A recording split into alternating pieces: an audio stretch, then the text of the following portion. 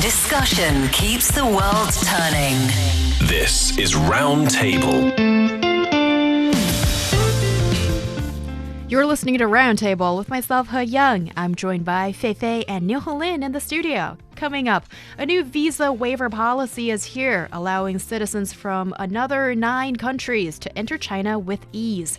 Is your country on the list? Check it out and get ready to embark on an exciting adventure in China. And Alipay's Ant Forest has been a hit for rewarding sustainable actions. But some users are apparently finding shortcuts to earn rewards without doing the eco-friendly work. Why do anybody cheat in a game? Well, for many reasons. But this one, let alone a game about going green. Why are they cheating? Our podcast listeners can find us at Roundtable China on Apple Podcast. Apple Podcast it is. Now let's switch it up. Great news for international travelers looking to explore China. China's visa waiver policy has now expanded to include 38 countries, allowing citizens from these nations to enjoy a hassle-free travel experience. With the inclusion of 9 new countries, such as Bulgaria, Romania, South Korea, and Japan, travelers can stay for up to 30 days without a visa. This is the perfect opportunity to immerse yourself in China's rich culture, delicious cuisine, and beautiful and breathtaking landscapes, just to name a few things you can do here. So what specific benefits do you think the visa waiver policy will bring to tourists from these newly added countries? Oh, definitely. I believe there would be a lot of benefits and convenience to those from these countries. Actually, we're talking about Bulgaria, Romania, Croatia, Montenegro, North Macedonia, Malta, Estonia, Latvia, and also actually, these 9 countries are just included if we include these 9 different countries, actually, we've already got 38 visa-free countries. So that's starting from November the 30th. These countries can enter China for business, tourism, family visits, exchange visits, or transit without a visa, provided their stay does not exceed 30 days. And 30 days is good enough for those who want to, experience a long tourist and have a really good vacation. And after the announcement of the optimized visa-free policy, the search volume for relevant Chinese destinations on sea trips overseas platforms increased rapidly. Actually, searches on the European, Japanese sites rising by 65% and 112% respectively. Particularly, we see that the demand for direct flights from various cities in Japan, for example, to domestic destinations in China saw a significant surge. So, yes, tourists are happy because they can now, like Heyang has just said, enter China paying less because they do not have to go through all of these paperwork and stuff. And for those who are, for example, running an Airbnb, they're receiving more tourists and they are accepting for a better surge in their business. So, yeah. And I also think we will see more cultural exchanges with more inbound and also outbound travelers. For example, for the list of 9 countries that's been newly added this time, I don't think we've seen a lot of tourists coming from these countries before. And now I think with the new visa waiver policy, I do think more tourists from these 9 countries instead will come to China. And in fact, I think it was last year maybe, policies like the 144-hour transit visa has proved to be very successful. We've seen a lot of tourists coming from around the world coming to China and explore. But now I think with the 30-day, the expansion of the period people can stay here, I think more cities and regions that are less well known to international travelers will also start to see some unfamiliar faces. For example, I love to see travel vlogs online, and I do see a lot of the vloggers out there have started to post videos about going to Kunming, going to Nanning, and Chongqing, which are not traditionally proved to be popular among international travelers. They decided, Beijing, Shanghai, and Guangzhou and Shenzhen are not that exciting for them anymore because they've been to these cities and now they want to explore, and then they start to realize how diverse Chinese cultures are. You see people experiencing the fruit snacks in the city of Nanning, and then maybe they took a high-speed rail trip to Xi'an. They start to see a completely different culture and cuisine there. So I think there's more exciting travel vlogs coming on the way. That's for sure. Actually, you talked about the 144-hour transit visa. I've seen the power of this during the National Day holiday because I went back home to my hometown, Shanxi province. Again, it's not a traditional popular destination for especially overseas travelers. Yeah, during my stay at my own hometown, I've seen a lot of foreign faces, and I've helped one or two also because they do not really have the language set. Chinese is a hard to learn language. Yet they still enjoy the food quite a lot, and they've many of them went to the dark myth the places that inspired certain scenes in the video game, and they want to go and check it out because they love the video games. I've helped a young boy. He does not know any Chinese. Yes, yet he enjoyed his visit quite a lot. So I agree with Fei Fei. You mean Black Myth Wukong? Yes. Oh, lovely. Already? Okay. Yes. That's fantastic. I also helped out a international traveler the other day in Beijing. Well, it's just Beijing because I don't go anywhere else because I'm on this show. And it was a mom who came to Beijing to join her son at some convention thing, and now they can have like mother-son travel experience together, and she doesn't need to get a visa. She's from Britain, and we chatted about stuff, and I think I think just for Chinese people, don't hesitate. Like, instead of staring at this person, just go up and ask, how are you doing? Do you need help? If that person looked like they're a little bit puzzled. I've encountered a situation of going up and say, hey, do you need help? And that person was like, no, thank you. I can look at this navigation app. But anyway, so I think we're really friendly people here. Yes. So, yeah.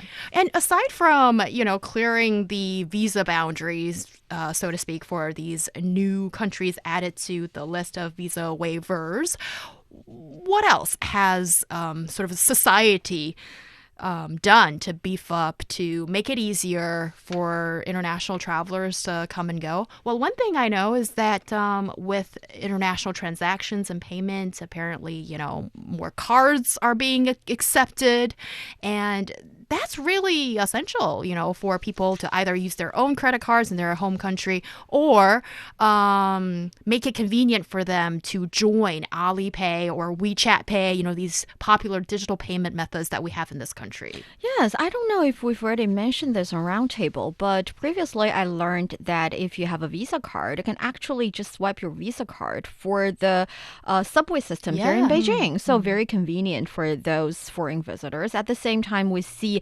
bilingual signs in a lot of different places. We see the kind of, for example, English, Chinese, and sometimes other languages. I'm not really sure. It depends on different places. For example, in Beijing, you see Chinese and English a lot. If you are visiting, for example, a museum or an art gallery, you can see the signs. At the same time, the kind of guiding services in a little gadget you can get, and you do not really need to hire or have the help of a tour guide anymore, because with that tour guidance kind of device, you would have the description of all of the exhibits already. But in other places, I've also seen, for example, Chinese and Japanese, also Chinese and South Korean, depending on the place. China is a big place. It's a big country. But I do think for places that are not traditionally popular among international travelers, like the cities I mentioned, like Nanning or Kunming, I do think they need improvements in terms to addressing these language barriers,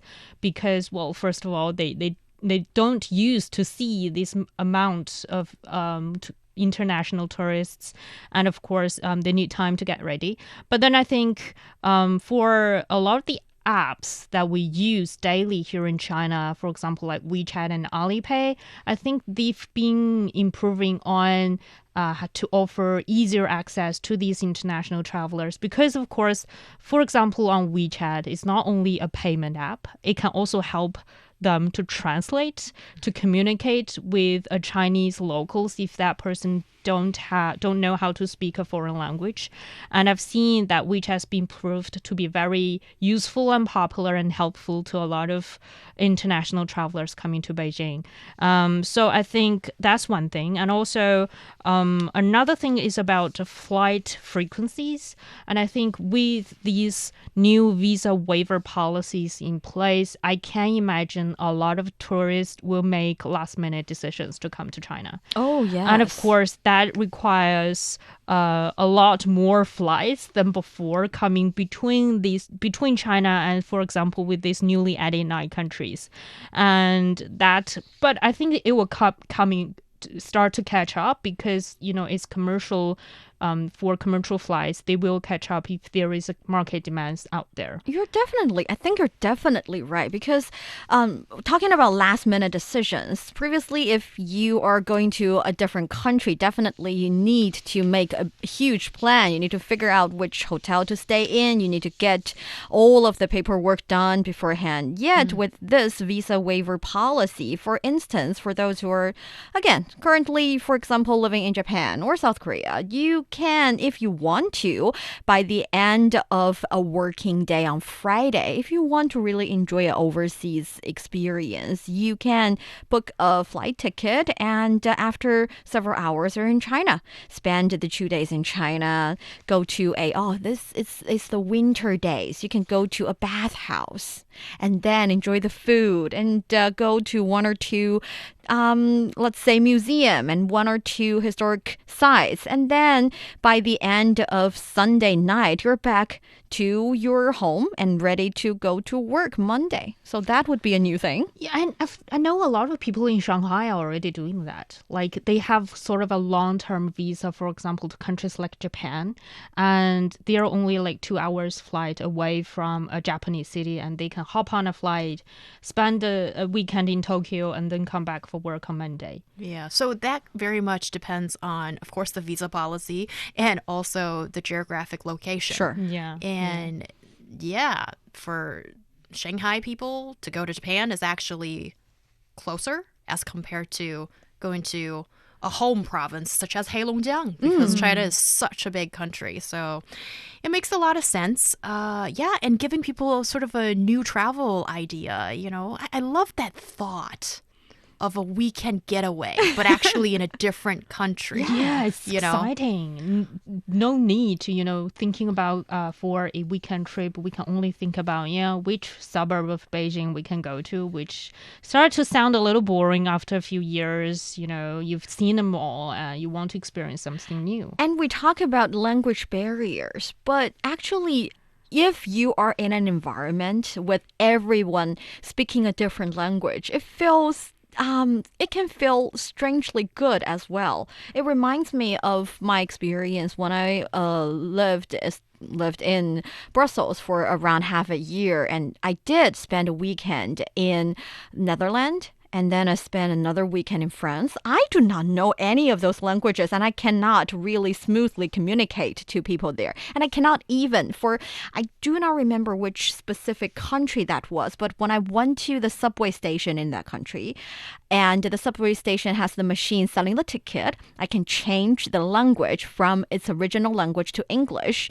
I made the change, and I realized only words like is, are, the have been changed to English, and all the other words that actually matter didn't change. And it was a fun story. I mean, at that exact moment, I feel a little bit frustrated. Yet it was a fun story. It was a fun experience. And spending a weekend in a different province definitely would be a weekend getaway trip for sure. But in an entirely different culture, entirely different country, it's even better. It's a total getaway. Yeah. And what you just described there pretty much, well, that's kind of one of the big benefits of being an EU country. That's also true. Yeah. So when you're all members and, without the requirement of a visa to travel, that does sound to be very ideal. And for Chinese people, I think currently there are a few countries that one can go to that goes by a visa-free policy for Chinese nationals. I know Thailand sounds pretty nice. Singapore and Malaysia as well. Yeah. So it'd also be very promising if there are more countries that Chinese nationals can go Yes. without a visa. And that will bring in a lot of tourist yuan. And actually, here in China as well, when you see a booming international tourism scene, then that's really good for our local economy as well. And, one of the many benefits of international travels, international exchange. And I think, okay, this might sound a little bit of me wearing rosy-colored glasses, but getting to know people from different countries, I think that could be the answer of preventing future conflict, wars, and all the things that we would, rather not see in this world. But, we all can take part in that. Coming up next, Alipay's Ant Forest game has been celebrated for turning into environmental action into a fun challenge with real-world environmental rewards. But some players are reportedly hacking the system to earn points without actually going green. Why would they cheat? Stay tuned. Looking for passion? How about fiery debate? Want to hear about current events in China from different perspectives? Then tune in to Roundtable, where East meets West and understanding is the goal. It's the hour of Roundtable with myself, Heyang. I'm joined by Fei Fei and Niu Honglin in the studio. If you're one of Alipay's billion users, chances are you've played Ant Forest, the game feature that has been making waves in headlines around the world since 2016 for combining business with climate action. And this year, Alipay, the comprehensive digital payment platform, took a step further by launching the Forest Market, a green consumption feature that rewards sustainable shopping choices, from buying near expiry foods to recycling old electronics. It's a win for both the planet and your wallet. But wait, some players and users these days reportedly have figured out how to game the system to earn points. And what exactly is going on in this virtual world? And why would some players go so far as to cheat? Yeah, why? But I think, first of all, we can explain a little bit about how Ant Forest works. Because not everybody's a user. Yes. So in Ant Forest, users can gain points by doing carbon-reducing green, quote-unquote, green behaviors. For example, selecting paperless billing or buy green products, or, taking a subway to choose a sustainable way of transport. And by accumulating these points, and you don't accumulate the points actively. It's kind of like you give the data let's say option, allowing the app to get your data of walking around, of buying things, and then it will calculate the kind of points that this exact behavior deserves. And then by clicking on the little bubble with a number on it, it'll tell you, by let's say using the subway instead of taking a taxi, you've collected 200 cool points. Something like that. And these points are called green energy. Yes, not cool points. And it could then be used to grow a virtual tree. And then when it's fully grown, and then apparently the company will plant the tree in your name. Yeah, in a desert probably. I I think a have lot 2 of my trees, by the way. were Oh, planted lovely. in Mongolia. Well done. Yeah. Yeah. I've planted, I think, 5, 6, 10 Wow, trees winner already. here. I'm really devoted to the game. So did you cheat? No, apparently you can cheat. I didn't know that. That opens another door. Not now you want to cheat. You just want to know how to cheat. Tell me how to cheat. I want to plant more trees.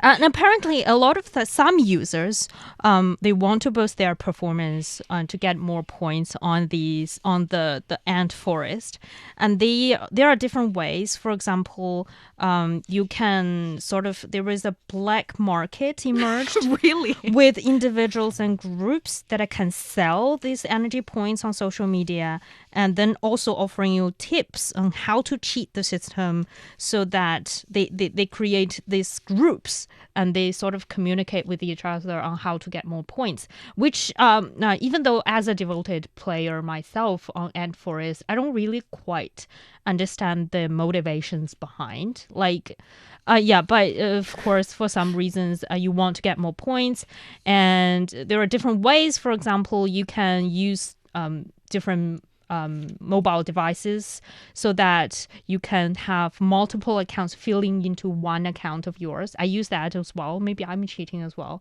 I use my husband's phone, collect the points, and you can give points to your friends, and I use my husband's account to give some of his points to my account. That's not cheating. That's just a family plan. He's wasting his points. So, yeah, exactly. We cannot have those points wasted. They can turn to trees. And then some users are using some device to swings her phone back and forth so that she can get more walking steps. And of course, those steps can be then transferred into certain points in the system as well.